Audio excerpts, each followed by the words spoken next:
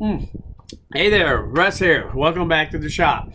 Another wonderful day in the shop today. I got the doors open. It's about 78, 80 degrees out. So I got a couple of fans going. It's nice. Anyway, what I wanted to talk about real quick was an update on my FOGS. And first question, what is FOGS? That is Forced Off-Grid Survival. Now, I did a video on this, and I'll leave a link to it in the description where I talk about that. Basically, here, let me make sure you understand what the word is. There's the phrase. That's the name of the video. But what it really means is that I don't want to be off-grid. I like having the power when I need it, where I need it. That's convenient. I have no interest in being off-grid to save a few dollars. But sometimes I am actually forced off because the power goes out. Now, I live in a small community, probably 10 miles from a community that has 50,000 population. Here we're under 2,000. So it's a pretty small community, and the power has gone out a few times. Usually only for a matter of 1, 2, 3 hours type of thing. But sometimes it's longer. In fact, I've talked about this in some of my other portable power videos. So I put together a scheme of how to deal with this off-grid, this FOGS problem. When you're forced off and you go, man, what am I going to do for the next 3 hours? Or, man, it's the middle of summer and it's hot. Well, that's what happened again. I had the power go off the other night, and it's the first time it did it this way. It went off at about 1 in the morning. It was back on 3 hours later, around 4 o'clock, 3:30, 4 o'clock, somewhere in there. It came back on. And so, was it inconvenient? Yes. And the reason it was inconvenient is that when I sleep at night, I use a fan.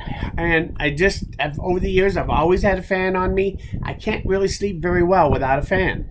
And so, that's just the way it is.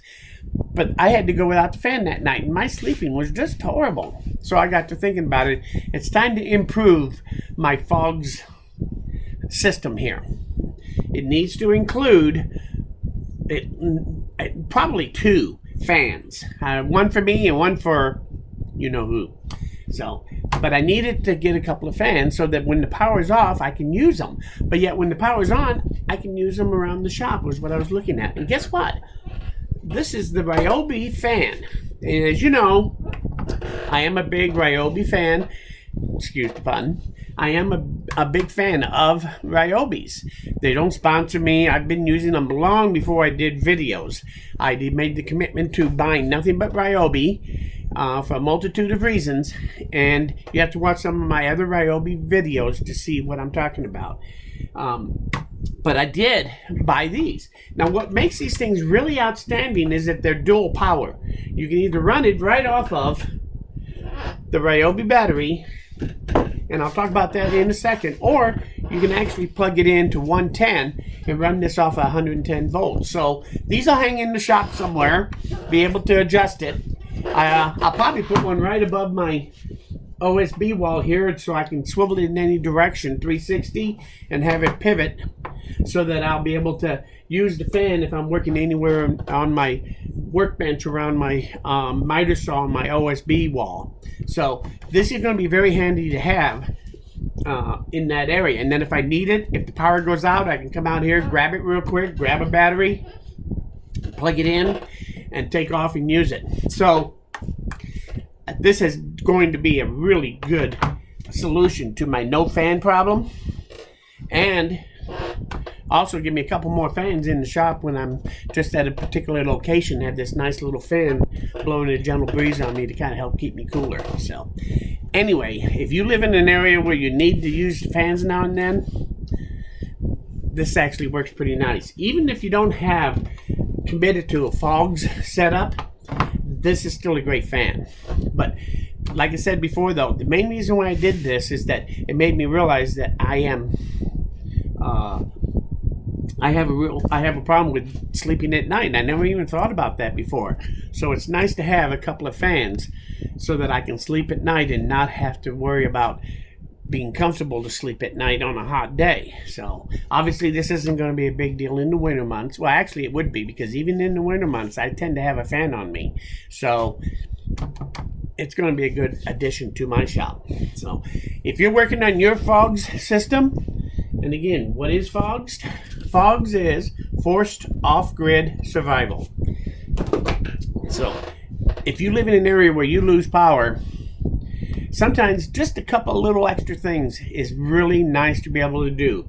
So I've added to my arsenal the capability, as you know now, that I have a couple of fans. Whether I'm sitting in some place doing something at the computer or something and I need a fan while I'm off grid, this will be easy enough to use.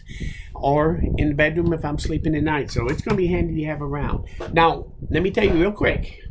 After I bought these 2 days ago, first thing I did is I come out here in the morning and I plugged the battery in. Like I said, I bought 2 of them.